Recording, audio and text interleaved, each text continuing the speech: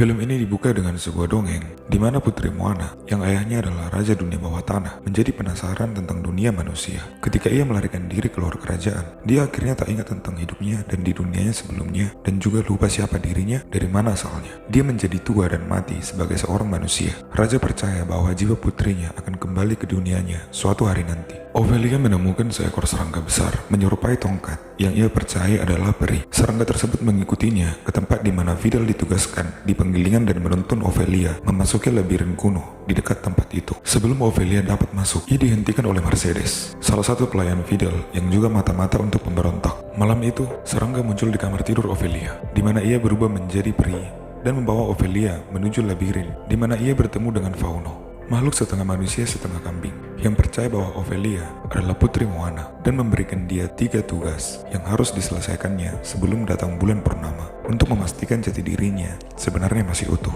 Ophelia memulai melakukan tugas pertamanya, yaitu menaruh 3 batu ajaib ke mulut seekor kata raksasa dan mengambil kunci emas dari dalam perutnya. Dengan begitu, pohon ara raksasa yang ada di hutan dekat penggilingan tersebut akan kembali subur. Pohon yang sebelumnya menjadi tempat berlindung makhluk-makhluk yang penuh dengan keajaiban dan sihir.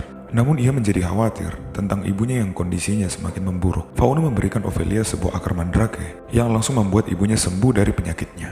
Didampingi oleh 3 peri pemandu tugasnya, Ophelia kemudian menyelesaikan tugas keduanya, yaitu mengambil sebuah belati dari sarang pelmen, raksasa pemakan yang duduk diam di depan sebuah meja makan. Meskipun Ophelia diperingatkan untuk tidak memakan apapun di tempat itu, namun dia telah makan 2 buah anggur yang dapat membangkitkan pelmen, hingga menyebabkan dia memangsa 2 peri dan mengejar Ophelia.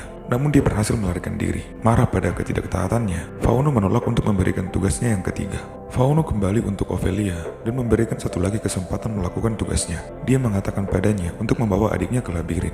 Ophelia kemudian mengambil bayi setelah memberi obat penenang terhadap Vidal.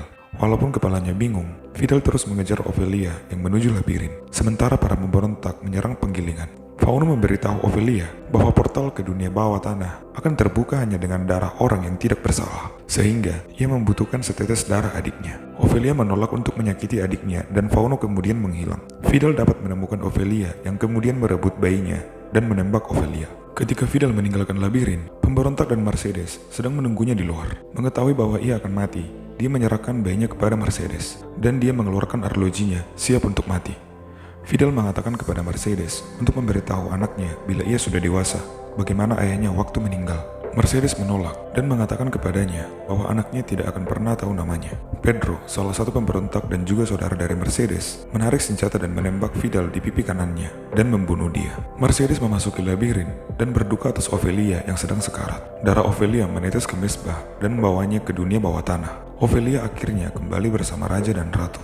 Dia belajar bahwa dengan memberikan hidupnya untuk menyelamatkan adiknya, ia telah menyelesaikan tugas terakhir dan membuktikan dirinya adalah Putri Moana.